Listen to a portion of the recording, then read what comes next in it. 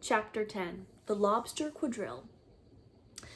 The Mock Turtle sighed deeply and drew the back of one flapper across his eyes. He looked at Alice and tried to speak, but for a minute or two sobs choked his voice. "Same as if he had a bone in his throat," said the Gryphon, and it set to work shaking him and punching him in the back. At last the Mock Turtle recovered his voice, and with tears running down his cheeks went on again. "You may not have lived much under the sea." "I haven't," said Alice, "and perhaps you were never even introduced to a lobster." Alice began to say, "I once tasted," but checked herself hastily and said, "No, never." "So you can have no idea what a delightful thing a lobster quadrille is." "No, indeed," said Alice. "What sort of dance is it?" "Why," said the Gryphon, "you're first formed into a line along the seashore." "Two lines!" cried the Mock Turtle. "Seals, turtles, and so on. Then, when you've cleared the jellyfish out of the way—" "That generally takes some time," interrupted the Gryphon. "You advance twice, each with a lobster as a partner," cried the Gryphon. "Of course," the Mock Turtle said. "Advance twice, set to partners, change lobsters, and retire in some order," continued the Gryphon. "Then you know," the Mock Turtle went on, "you throw the lobsters," shouted the Gryphon with a bound into the air, "as far out to sea as you can." "Swim after them!" screamed the Gryphon. "Turn a somersault in the sea!" cried the Mock Turtle, capering wildly about. "Change lobsters again!" yelled the Gryphon.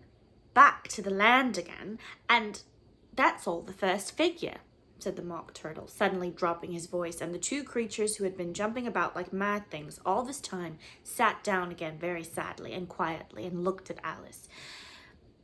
"It must be a very pretty dance," said Alice timidly. "Would you like to see it?" "A little of it," said the Mock Turtle. "Very much indeed," said Alice. "Come, let's try the first figure," said the Mock Turtle to the Gryphon. "We can do it without lobsters, you know. Which shall sing?" "Oh, you sing," said the Gryphon. "I've forgotten the words."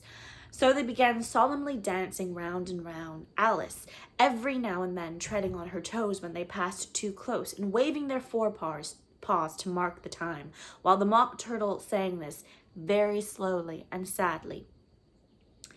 "Will you walk a little faster?" said a whiting to a snail.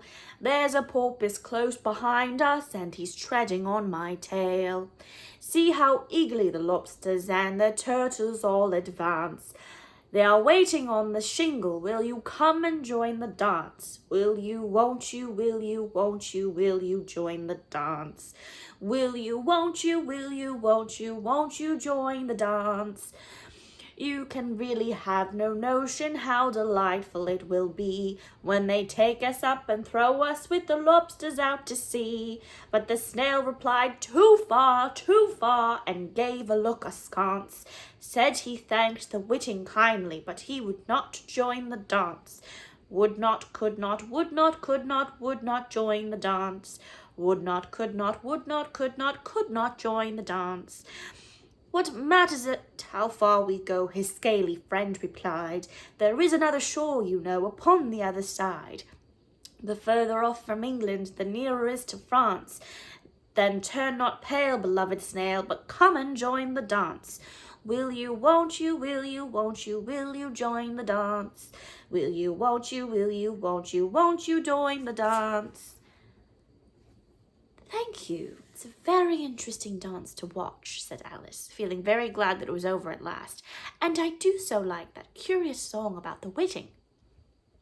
"Oh, as to the whiting," said the Mock Turtle, you've seen them, of course." "Yes," said Alice, "I've seen some of them at dinner." She checked herself hastily. "I don't know where Din may be," said the Mock Turtle, "but if you've seen them so often, of course you know what they're like." "I believe so," Alice replied thoughtfully. They have their tails in their mouths, and they're all over crumbs." "You're wrong about the crumbs," said the Mock Turtle. "Crumbs would all wash off in the sea, but they have their tails in their mouths, and the reason is—" Here the Mock Turtle yawned and shut his eyes. Tell her about the reason and all that, he said to the Gryphon. The reason is, said the Gryphon, that they would go with the lobsters to the dance. So they got thrown out to sea. So they had to fall a long way. So they got their tails fast in their mouths. So they couldn't get them out again, that's all. Thank you, said Alice. It's very interesting. I never knew so much about whiting before, or whiting. I can tell you more than that if you like, said the Gryphon. Do you know why it's called a whiting? I never thought about it, said Alice. Why? It does the boots and shoes, the Gryphon replied very solemnly. Alice was thoroughly puzzled. Does the boots and shoes? She repeated in a wondering tone. Why, what are your shoes done with? Said the Gryphon. I mean, what makes them so shiny? Alice looked down at them and considered a little before she gave her answer. They're done with blacking, I believe. Boots and shoes under the sea, the Gryphon went on in a deep voice, are done with whiting, you know. Now you know. And what are they made of? Alice asked in a tone of great curiosity. Soles and eels, of course, the Gryphon replied rather impatiently. Any shrimp could have told you that. If I'd been the whiting, said Alice, whose thoughts were still running on the song, I'd have said to the porpoise, keep back, please, we don't want you with us. They were obliged to have him with them, the Mock Turtle said. No wise fish would go anywhere without a porpoise. Wouldn't it really? Said Alice in a tone of great surprise. Of course not, said the Mock Turtle. Why, if a fish came to me and told me he was going on a journey, I should say, with what porpoise? Don't you mean purpose? Said Alice. I mean what I say, the Mock Turtle replied in an offended tone, and the Gryphon added, Come, let's hear some of your adventures. I could tell you my adventures, beginning from this morning, said Alice a little timidly, but it's no use going back to yesterday, because I was a different person then. Explain all that, said the Mock Turtle. No, the adventures first, said the Gryphon in an impatient tone. Explanations take such a dreadful time. So Alice began telling them her adventures from the time when she first saw the white rabbit. She was a little nervous about it just at first. The two creatures got so close to her, one on each side, and opened their eyes and mouths so very wide, but she gained courage as she went on. Her listeners were perfectly quiet till she got to the part about her repeating, You are old, Father William, to the caterpillar, and the words all coming different. And then the Mock Turtle drew a long breath and said, That's very curious. It's all about as curious as can be, said the Gryphon. It all came different, the Mock Turtle repeated thoughtfully. I should like to hear her repeat something now. Tell her to begin.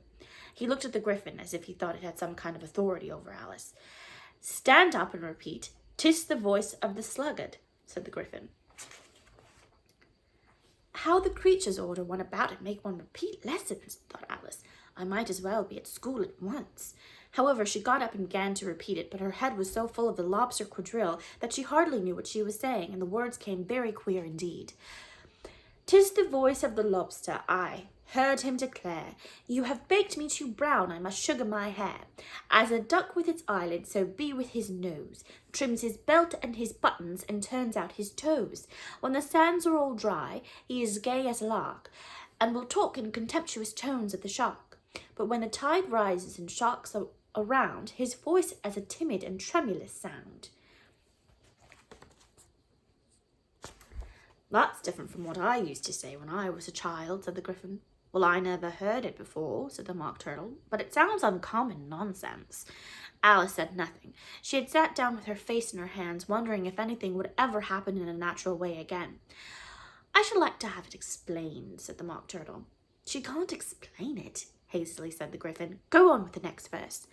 But about his toes, the Mock Turtle persisted. How could he turn them out with his nose, you know? It's the first position in dancing, Alice said, but was dreadfully puzzled by the whole thing and longed to change the subject. Go on with the next verse, the Gryphon repeated. It begins, I passed by his garden. Alice did not dare to disobey, though she felt sure it would all come wrong, and she went on in a trembling voice.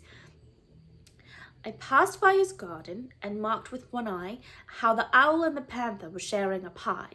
The panther took pie crust and gravy and meat, while the owl had the dish as its share of the treat. When the pie was all finished, the owl, as a boon, was kindly permitted to pocket the spoon. while the panther received knife and fork with a growl and concluded the banquet by, "What is the use of repeating all that stuff?" the Mock Turtle interrupted, "if you don't explain it as you go on. It's by far the most confusing thing I ever heard." "Yes, I think you'd better leave off," said the Gryphon, and Alice was only too glad to do so. "Shall we try another figure of the lobster quadrille?" the Gryphon went on. "Or would you like the Mock Turtle to sing you another song?" "Oh, a song, please, if the Mock Turtle would be so kind," Alice replied so eagerly that the Gryphon said in a rather offended tone, "No accounting for tastes. Sing her Turtle Soup, will you, old fellow?" The Mock Turtle sighed deeply and began in a voice choked with sobs to sing this. "Beautiful soup, so rich and green, waiting in a hot tureen. Who for such dainties would not stoop? Soup of the evening, beautiful soup. Soup of the evening, beautiful soup. Beautiful soup, beautiful soup. Soup of the evening, beautiful, beautiful soup. Beautiful soup, who cares for fish, game, or any other dish? Who would not give all else for 2p? Penny's worth only of beautiful soup. Penny's worth only of beautiful soup. Beautiful soup, beautiful soup.